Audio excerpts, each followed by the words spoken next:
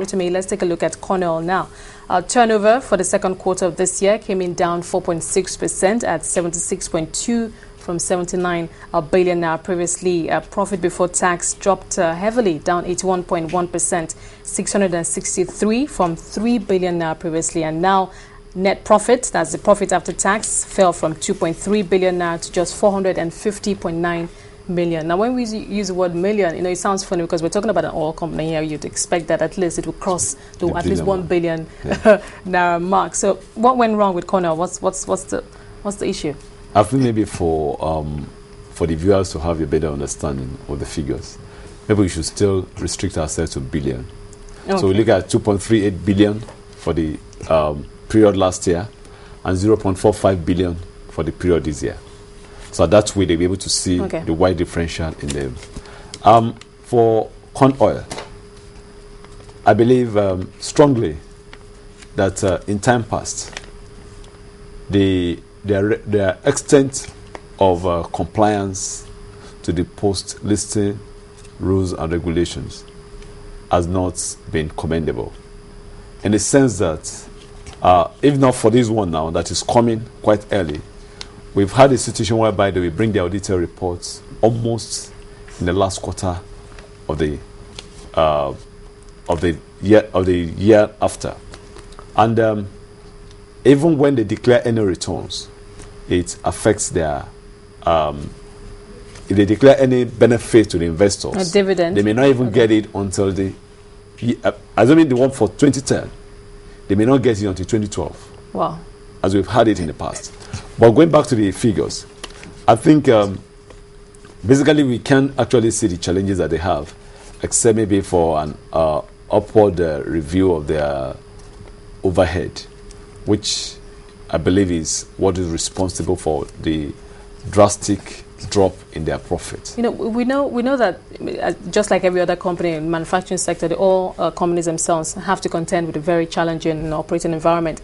Some of them are able to keep their head above water, others are not so lucky. So does it look like it's looking like it's affecting some more than it's affecting others, talking about the operating environment? I believe maybe theirs will be peculiar to their own management, the way their management handles their operations. Because if you look at every other stock in that same sector, it shouldn't be corn oil in isolation that will have such a sharp drop in their profits. Has this been the trend in the last year or two or so? Yes, some years we've had it this way. So we can say it's traditional for corn oil. It's not in time past. Corn oil, national oil, then Norchem, used to be investors' toast. But now, over the years, because of their disappointment in compliance to post-listing requirements, a lot of investors have sort of shunned that particular stock. Meaning they just basically lost interest or faith, as it were. And at the same time, too, it is the only stock in that very sector that has more than close to 70% concentrated in a single hand. Oh, really? In terms of what, the management? No. What I mean is that a single shareholder, the core investor, has close to 70% of the total shareholding. It's not so for Fort Oil. It's not so for. I mean, it's not the same thing for MRS. It's not the same thing for Total. It's not the same thing for Mobil or even Oando. So that also has a lot of impact on their performance. So, because it looks really dismal, because I'm looking at the earnings per share, that's also down about 81% to 65 from 340, 344 previously. So, for you as a stockbroker, what would you advise if you have a client, an investor, coming to talk to you about corn oil or stock and says, do I hold on to corn oil? Do I sell? Do I buy? What do I do with the stock? Well, if you look at whoever is holding that particular stock now, you don't buy it at the price that we have it. You understand what I'm saying? And if that be the case, it may just make sense to just hold on to it, but flee further investment in that particular stock. So hold on to it because for those coming in now, obviously it's cheaper. It's falling over a period of time. It's cheaper. So can I come in now, buy it, and then Because, these companies, they come out and they say, we're doing this, we're expanding, we're trying to invest in this and that. Going forward, our bottom line will improve. Like, for instance, they brought their auditor report sometimes. And it was, I think as at that time, the price was about 20 naira. And they were doing a dividend of, I think 2 naira 50 kobo or something, which was more than 10%, the market average. And because of that, the price went up. But it's always been that way. For a corn oil that ought to be pricing close to 18 naira or thereabouts, and now at 20, is not really an encouragement. But what I would say basically is that for new investors, with respect to the dividend that they are paying, well, it may look good, but going forward, what does the future portend for that particular stock? So I would rather say, if you have it already, you hold on to it, especially if you bought it when at such times when the price was significantly high. But if making new investment into it now, I believe investors should rather look at something else. So obviously, you're not so very optimistic. I'm averse about to further investments in corn oil. Do you think that perhaps they should be talking right now to investors and just giving us why the numbers are what they are, what they're doing? It's just in recent time. Before now, virtually all the companies come to the stock exchange to give the facts behind their figures.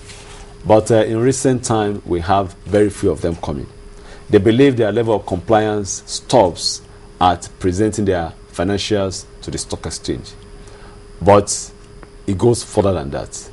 We need them to come around and explain the facts behind those figures, so that investors will be well informed and they can make take better investment decisions. So you as a stockbroker, you are left with that responsibility to look at the stock, look at what's happening with the company, and then when you have a client who is thinking about investing, you now do that. There is a limitation, because it is only what they give to us in the paper that we look at and scrutinize, and that may not be enough.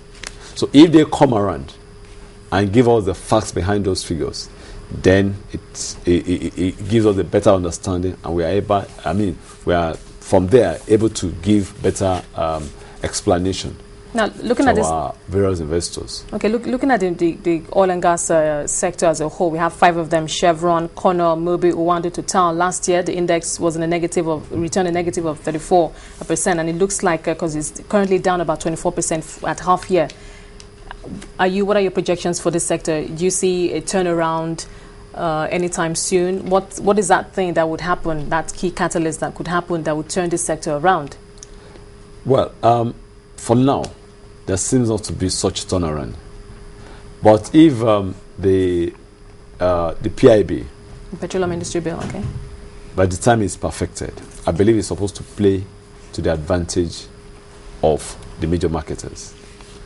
That time they can go all out to get what they have to get, and also be able to determine their own price. Then the market will be more competitive, rather than this armchair marketing that we are having presently. You just sit back, you go there to the depot to collect, you sell, and you get, and if you are part of those that imports, you get subsidy from the federal government. I believe it should be business should be much more than that. So if the PIB comes to play, and is finally the ship of the PIB finally bets, then the market will be more competitive. And I think that way, investors may have to take a second look. That is, if they have been very reluctant in investing in that sector before, they may have to make a better decision by giving it a closer look and making up their mind that now is the time. But let's see how the PIB plays out.